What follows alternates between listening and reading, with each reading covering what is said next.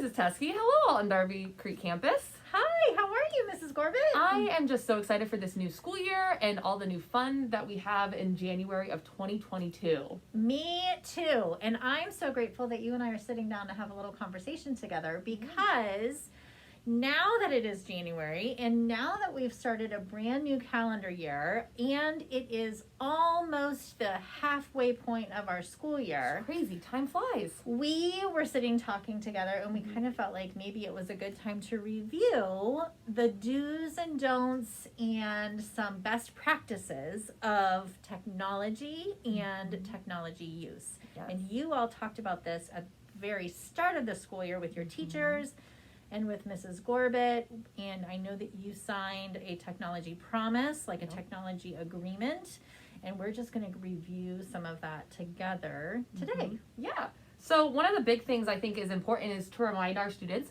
to make sure you charge your iPads every single night so that way they come to school ready to learn. Because your teachers are not going to let you charge your iPads anymore in class. You're going to have to start doing handwritten things and not be able to use your iPad if you're not prepared for school.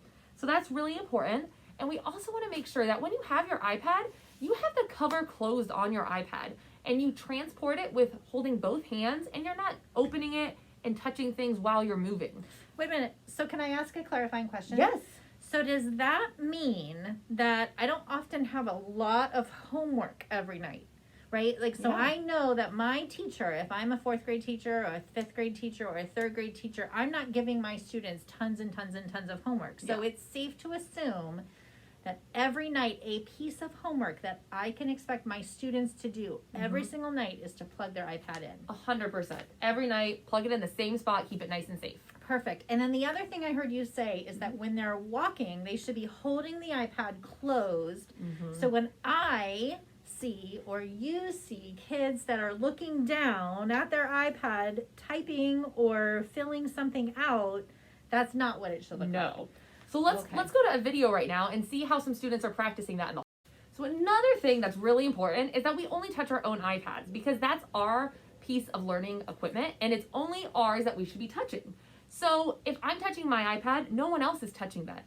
No one else is doing anything. If they need to help me, they can use their words and explain how to do something on my iPad. But I'm the only one that touches my iPad.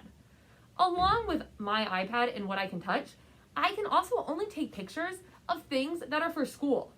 And so if I need to take a picture or a video and it's of somebody else, well, Mrs. Teskey, what do you think I should do? Just take it and take videos and pictures without asking someone? Absolutely not. The number one rule is to say, Mrs. Gorbett, I'm going to take your video right now. Are you okay with that? That sounds great. Thanks, Mrs. Teskey. So I have to have someone else's permission before I take a picture or a photo because that's not allowed. You can actually get in a lot of trouble from that, both at school and in the world outside of school. So you have to have someone's permission before you. One of the greatest tools on our iPad, it has a lot of responsibility, kind of like Spider-Man. With great power comes great responsibility.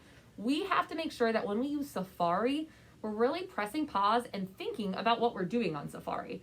Because Mrs. Teskey, you know how you and I can look at our computer and see every single thing someone searches or does on Safari? Yes, and that is called a digital footprint. And you have the ability to see what every single kid is doing on their iPad, and I do, and our technology department does as well. And there are people that are not even in this building, but our iPads that every single student is using in our building, they are not owned by the student, and they're not owned by the parent, and they're not owned by the teacher or even me. They're owned by our school district. And so lots of people have access to what we are typing and what we are looking up.